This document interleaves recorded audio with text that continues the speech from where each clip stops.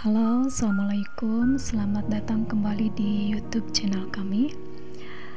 Kali ini saya akan membacakan cerpen masih dengan karya saya yang berjudul Senja. Senja ini menceritakan tentang penantian seorang gadis terhadap lelaki pujaannya yang berakhir dengan kekecewaan. Mari kita dengarkan. Bismillahirrahmanirrahim. Seberapa besar kau mengagumi senja? Apakah kau masih mengagumi senja seperti diriku?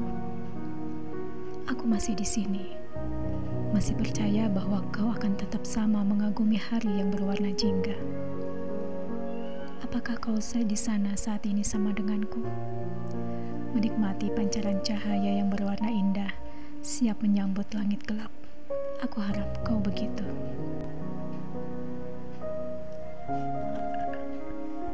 Tempat ini tidak pernah berubah, meskipun musim sudah berganti puluhan kali. Masih terbentang luas permadani indah dipayungi pohon kelapa yang berjejer kokoh. Apakah kau tahu? Aku bersandar pada pohon kelapa yang melengkung indah. Goretan itu masih ada. Setelah kita membuatnya, kau pun berucap, aku pasti kesini lagi menemuimu. Aku tak bisa mengartikan kata-katamu, hanya bisa membalas tatapan matamu dalam. Berlebihankah bila aku berkeyakinan kita memiliki rasa yang sama? Lengkungan bibir ke atas ketika bertemu menghasilkan senyuman yang tak pernah pupus dalam penglihatan. Degup jantung yang bertalu cepat di saat bersama. Pancaran ketidaksukaan ketika akrab dengan yang lain. Risau hati jika tidak bersua walau sehari. Benarkah apa yang aku pikirkan? Dek, kenapa Mas pengen ketemu terus sama kamu? Dek, jangan terlalu dekat sama Agung. Mas nggak suka.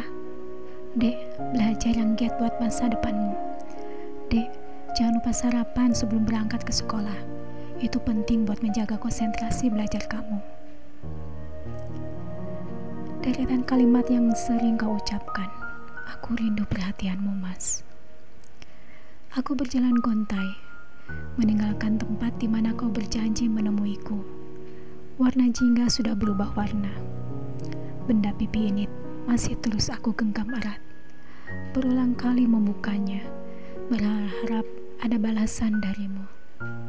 Tetapi nihil. Berpuluh purnama aku memendam rindu, memikirkanmu yang sudah 1 tahun ini tidak lagi mengirim kabar.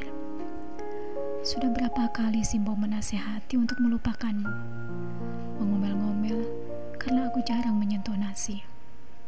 Bagaimana bisa aku makan dengan lahap, sedang pikiranku terkuras ke arahmu? Haruskah aku pupus rasa ini? Pada pertengahan tahun, di saat angin sering berhembus kencang, aku merasakan kehadiranmu di sini. Benarkah firasatku? Tapi aku tepis. Tak mungkin kau pulang tanpa mengabari. Bukankah kau sudah berjanji jika pulang akan menemuiku? Terlalu sering tidur menjelang pagi, ditambah kurang asupan nutrisi, membuat pertahanan tubuhku pun turun. Dengan terpaksa, aku berobat ke puskesmas. Aku masuk ke ruang periksa setelah namaku dipanggil. Silakan duduk, kata orang berjas putih yang sedang menunduk.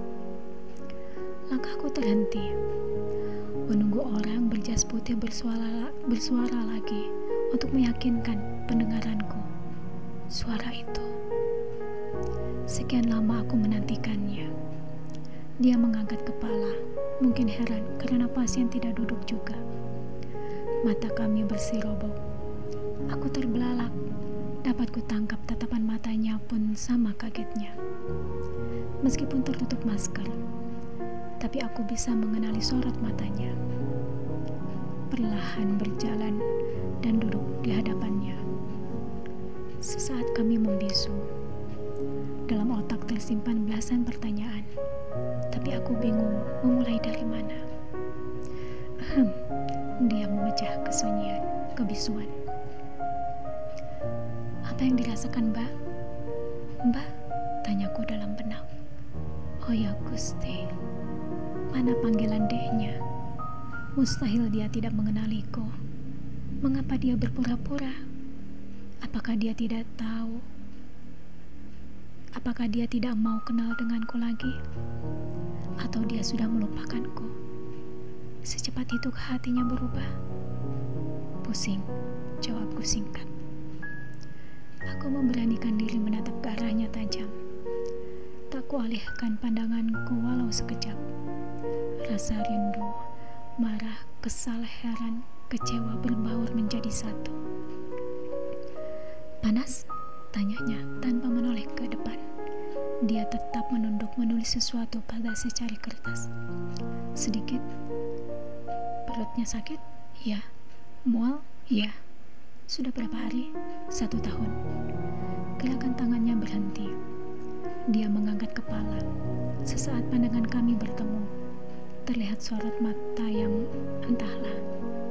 Silahkan berbaring. Dengan telaten dia memeriksa. Ketika gerakan tangannya terangkat ke atas, kulihat sebuah cincin putih melingkar indah pada jari manisnya. Hatiku mencelas. Seketika itu pun aku mengerti. Kupalingkan kepala ke arah kiri, menahan sesak di dada. Aku turun tanpa bertenaga. Tak ada lagi tatapan tajam dariku. Tak ada lagi belasan pertanyaan dalam benak. Sebuah benda mengkilap pada jari kirinya sudah menjawab semua rasa penasaranku. Aku tahu, aku paham. Usahakan jangan sampai telat makan, nanti lambungnya tambah sakit. Selanjutnya aku tak menyimak kata-kata yang dia ucapkan.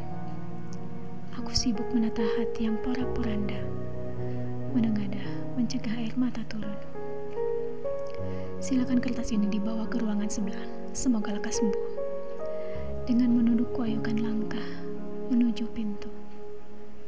Tanganku berhenti ketika akan memutar knop pintu, mendengar dia berkata, "Dek, jangan banyak pikiran."